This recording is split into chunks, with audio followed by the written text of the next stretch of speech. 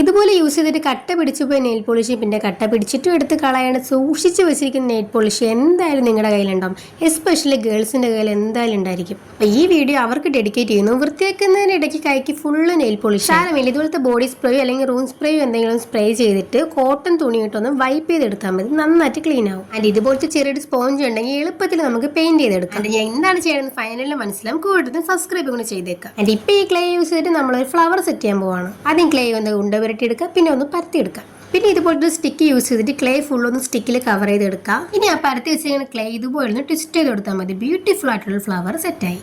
Flower മാത്രമല്ല ലീഫും കൂടെ set ചെയ്തെടുത്തിട്ടുണ്ട്. 1, 2, 3 നിങ്ങൾക്ക് ഇഷ്ടമുള്ള അത്ര ഫ്ലവർ സെറ്റ് ചെയ്തെടുക്കാം. പിന്നെ പെയിന്റ് ചെയ്ത് വെച്ച ആ ഒരു നെയിൽ പോളിഷ് ബോട്ടിൽ കുറച്ചും കൂടി ഒന്ന് കൊളാക്കാനായിട്ട് കുറച്ച് ഡോട്ട്സ് ഇട്ട് കൊടുത്തിട്ടുണ്ട്. ഇപ്പൊ സംഭവം എന്താന്ന് മനസ്സിലായില്ലേ? അതെ ഗൈസ്, ചെറിയൊരു ഫ്ലവർ വേസാണ് സെറ്റ് ചെയ്തേക്കുന്നത്. നിങ്ങൾക്ക് ടേബിളിലോ അല്ലെങ്കിൽ വാൾ ഷെൽഫിലോ എന്തെങ്കിലും ഒന്ന് ഡെക്കറേറ്റ് ചെയ്ത് വെക്കാം. പിന്നെ ഇനി ഇതുപോലത്തെ നെയിൽ പോളിഷ് ഒക്കെ എടുത്ത് വാഴത്തോട്ടത്തിൽ എറിയുന്നതിന് മുമ്പ് ഇതുപോലെ എന്തെങ്കിലും ഒന്ന് ക്രിയേറ്റീവായിട്ട് ചെയ്ത് നോക്കാം. പിന്നെ ഈ ഒരു വീഡിയോ ഇഷ്ടപ്പെട്ട ലൈക്ക് ചെയ്യാൻ മറക്കണ്ട. മോർ വീഡിയോസിനായിട്ട് ചാനൽ സബ്സ്ക്രൈബ് ചെയ്യാൻ എന്തായാലും മറക്കണ്ട. അപ്പോൾ ഓക്കെ, ബൈ.